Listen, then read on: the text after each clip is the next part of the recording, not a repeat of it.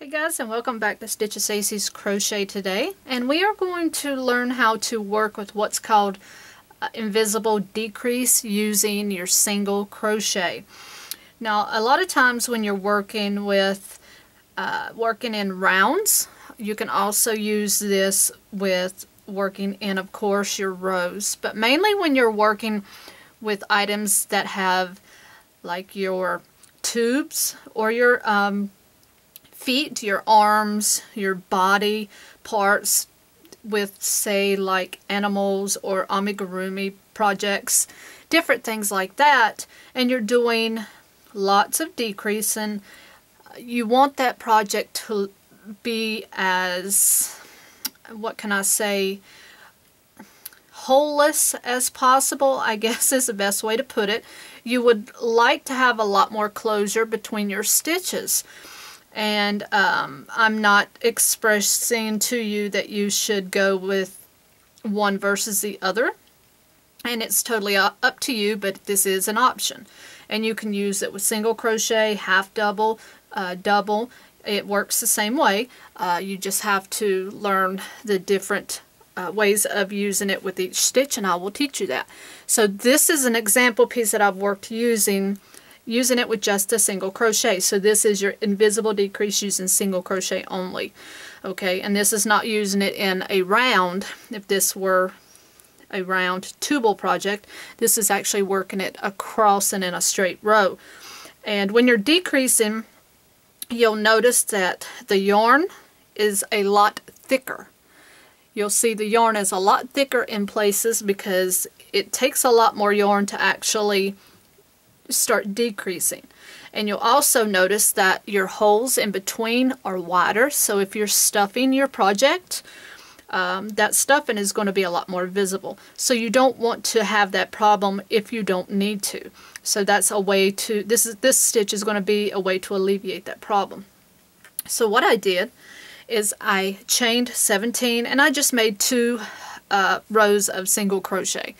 And I'm just using a standard 4-point or 5.5 hook, and then I put myself back on the right side of the project.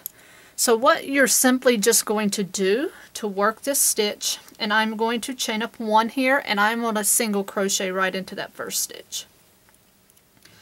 And of course you will follow the pattern that you're following and use their instruction for that stitch as well.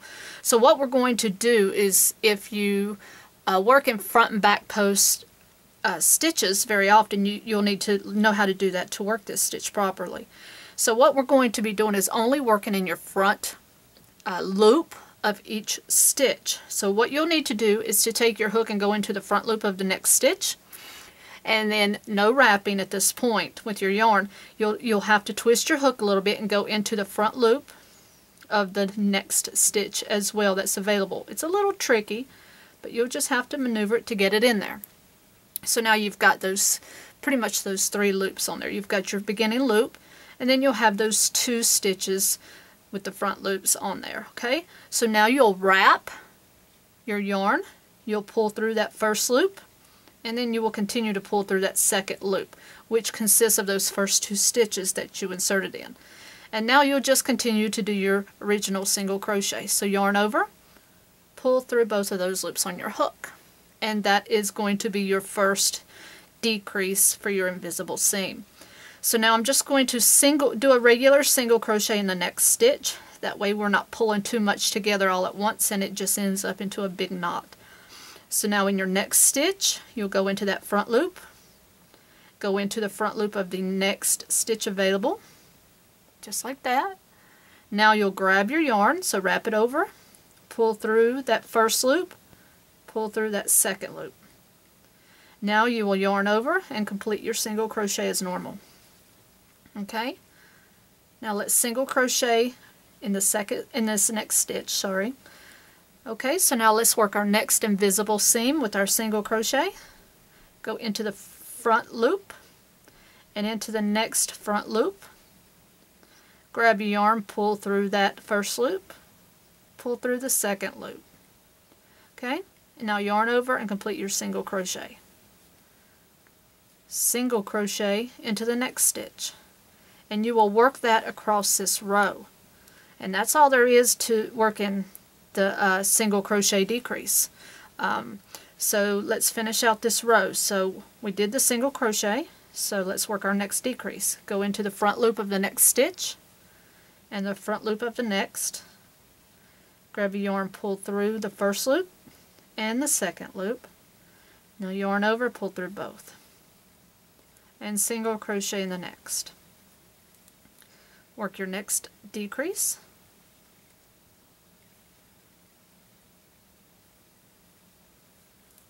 Okay, and now single crochet in the last stitch.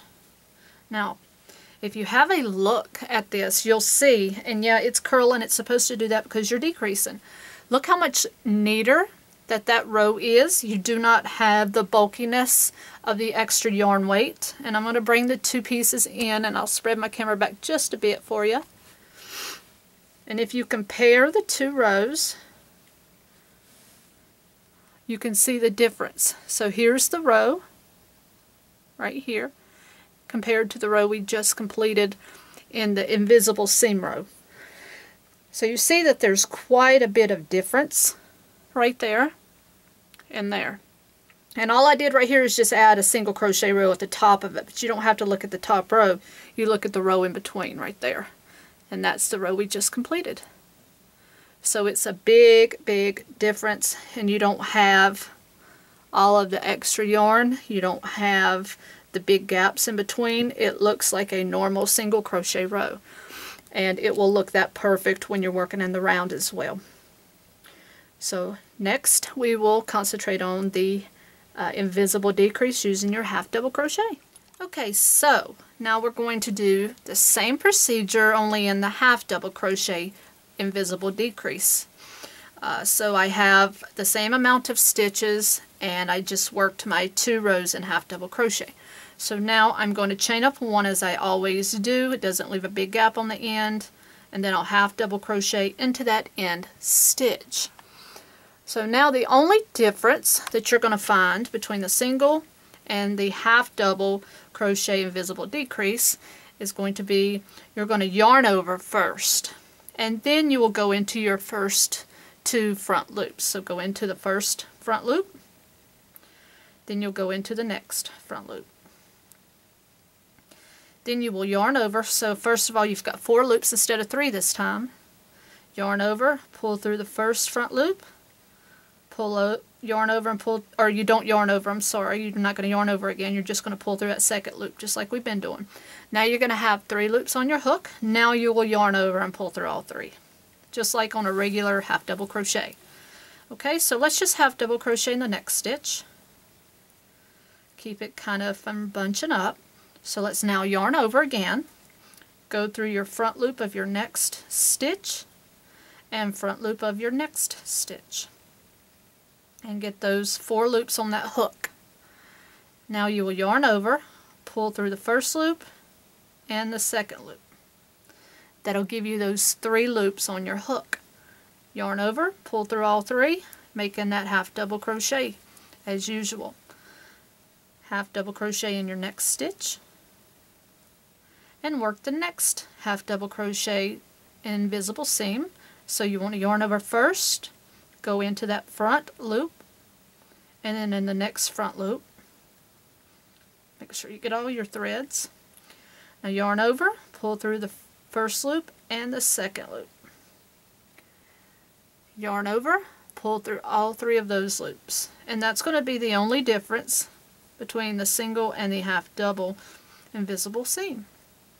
So you see that that is not as bulky. And I don't have an example of the half double like I do the single, but you're going to see it's going to be the same process. You're not going to have all of the, you're going to have more space between your stitches automatically because you're moving up the chain of command, what I call, of course, in stitching with your stitches, as far as going from a single to a half double, but that's to be expected. However, you're not having all the bulkiness with the yarn that you would have if you say you worked your regular half double crochet decrease. So that's going to be all the difference that there is between the single and the half double. So one more time, yarn over first, go into the front loop of the next stitch, front loop of the next stitch, yarn over, pull through the first and the second loop, and you've got 3 left, yarn over, pull through all 3. And there you have it. That is your half double crochet 2 together invisible decrease. Hope you guys enjoyed learning about both of these stitches, and just keep in mind that both of these are perfect when you're using any type of tubal project and you want to keep that seam to a very minimal. So until next time, happy hooking!